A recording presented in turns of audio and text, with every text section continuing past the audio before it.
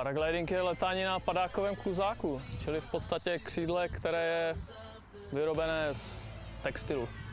Paragliding patrí k takým najmladším športom, čo sa týka lietania.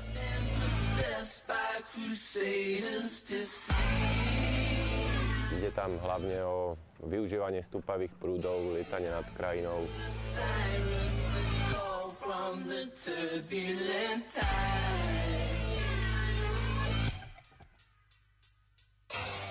Môj začiatok bol cez športový parašutizmus hlavne. Potreboval som tak nejak vyskúšať niečo nové, niečo dostupnejšie, a hlavně z finančného hlediska. Předtím jsem dělal horolezectví, no, spíš jsem tak chodil jenom po kopečcích a hrozně mě štvalo to chození dolů z kopce. To bylo strašně náročné, jak jsem si říkal, že by to chtělo nějaký jiný způsob, jak se dostat dolů.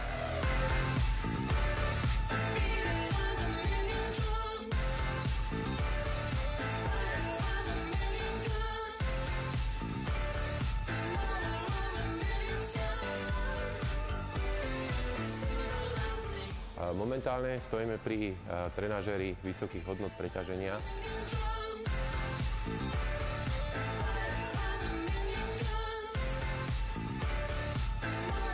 Niekto zvládne 4-násobok preťaženia, niekto v podstate 5-násobok, niekto pri 3-násobku už odpadáva.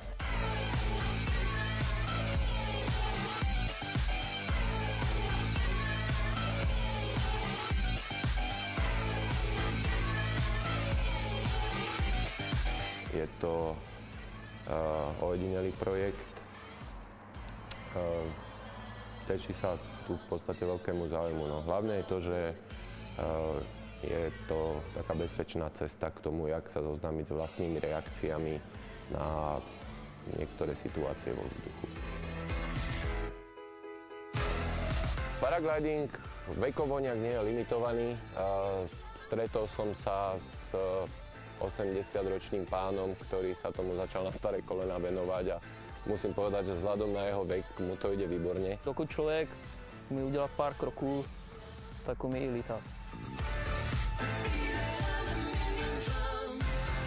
Tandemové lietanie, to je v podstate lietanie s pasažierom, úplným laikom. Sprostredkováva to tomu človeku v podstate zážitok z lietania bez toho, aby musel nejakým spôsobom vedieť lietať na padáku. Tam nie sú v podstate žiadne nároky na toho pasažiera kladené. Všetko má v rukách pilot, ktorý to odštartuje, odletí, pristane bez nejakého väčšieho problému.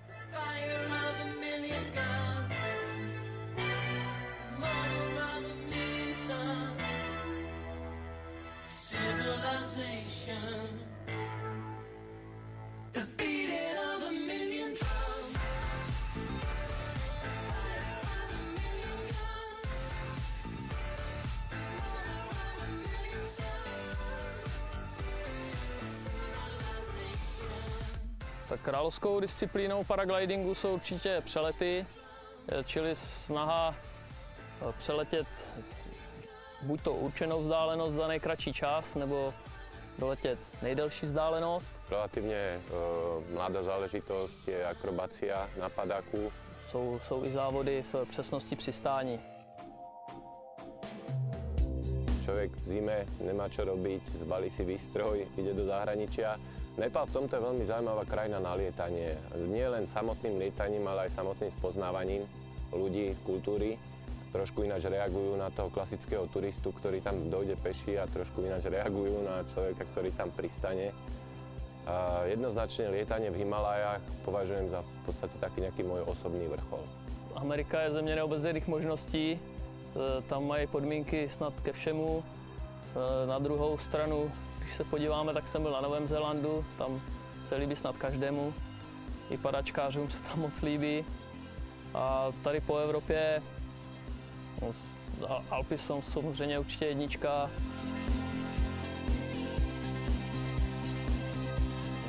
Já jsem nikdy v rodině neměl nějaké, nevím, někoho, kdo mě to vyčítal, a jakoukoliv činnost, ať už jsem někam odjížděl, nebo jsem lezl po skalách, nebo jsem začínal lítat, tak nikdy mi nikdo neřekl, že to nemám dělat, nebo že je to nebezpečné, nebo se o mě bojí.